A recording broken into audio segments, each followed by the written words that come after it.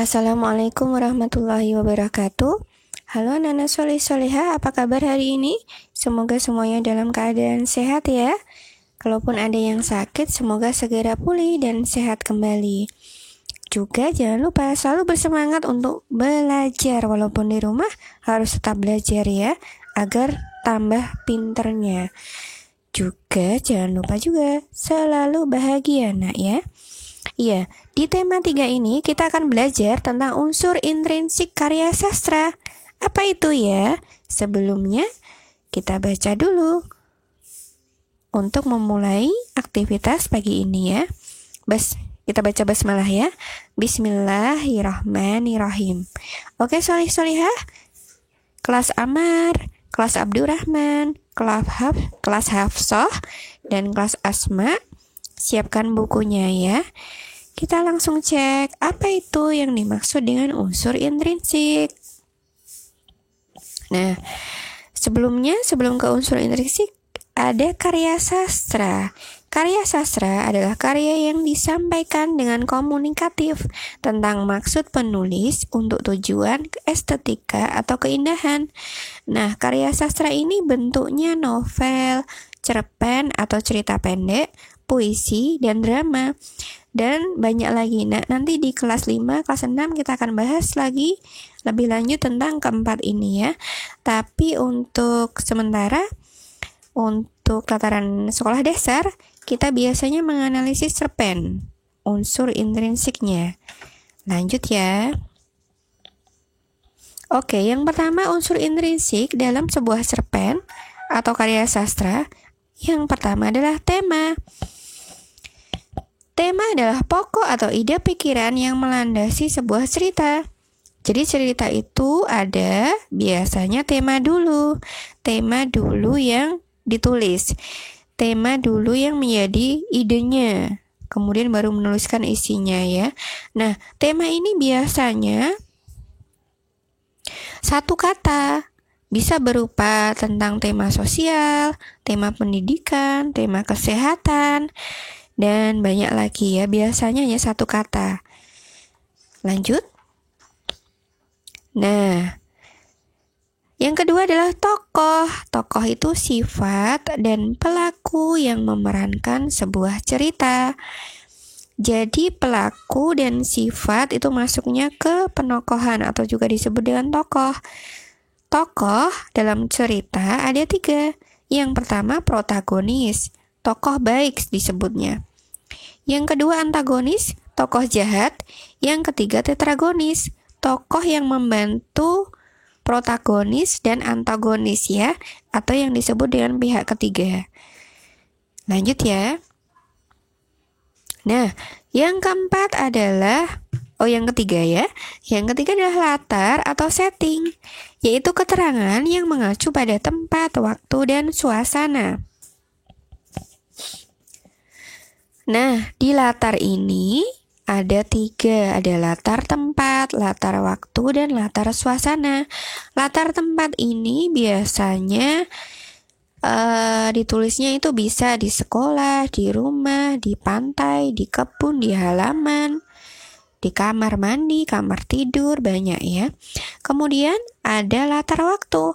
Latar waktu ini biasanya menunjukkan waktu, siang, malam, tahun, bulan, hari. Kemudian ada latar suasana. Latar suasana ini berupa sedih, perasaan ya, sedih, bahagia, horor, mencekam, humoris, suasana yang lucu, ya seperti itu ya. Lanjut. Yang keempat adalah alur atau plot. Alur itu adalah rangkaian peristiwa yang membangun cerita. Jadi ada 3 alurnya. Ada alur maju, alur mundur, alur campuran. Alur maju itu menceritakan dari awal hingga akhir. Misalnya dari melahirkan hingga dia dewasa, kayak gitu ya. Kemudian maksudnya gini, dari ibunya itu bercerita tentang kelahiran anaknya hingga anaknya menjadi dewasa, begitu ya maksudnya. Kemudian yang kedua ada alur mundur. Alur mundur ini maksudnya menceritakan dari dari akhir ke awal. Jadi tadi yang anaknya sudah dewasa, dia menceritakan ketika dia dilahirkan, itu namanya alur mundur. Kemudian ada alur campuran. Alur campuran ini berisi alur maju dan alur mundur. Begitu ya, semoga paham solih-solihah. Nah, yang keempat adalah yang kelima ya. Yang kelima adalah amanat.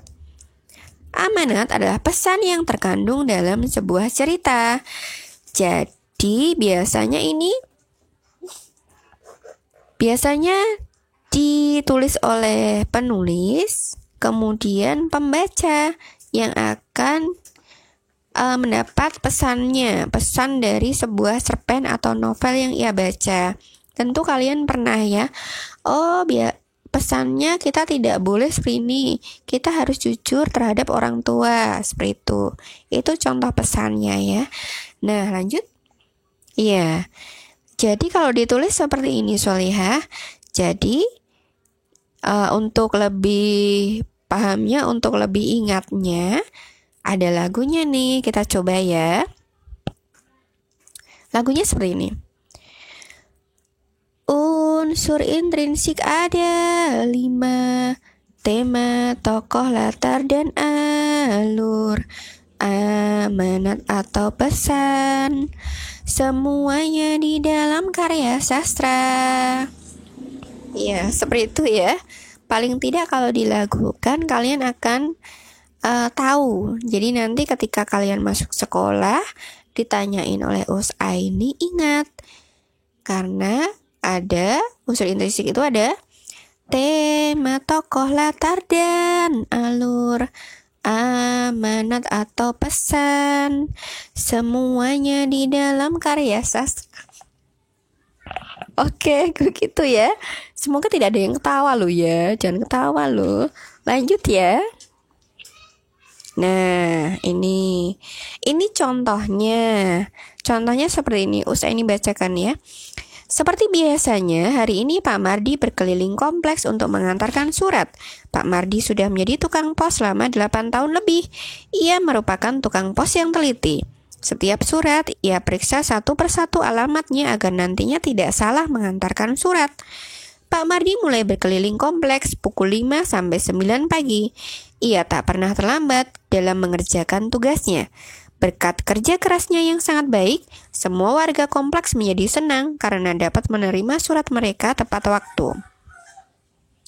Nah, unsur intrinsiknya apa ini? Kira-kira temanya apa ini? Iya, temanya tentang sosial.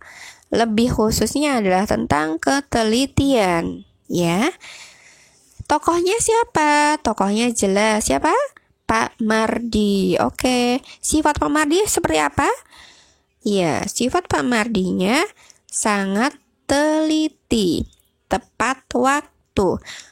Kalau dijawab sangat baik, kurang tepat ya. Nah, kalau dijawab hanya sifatnya seperti apa? Baik, tapi itu kurang tepat.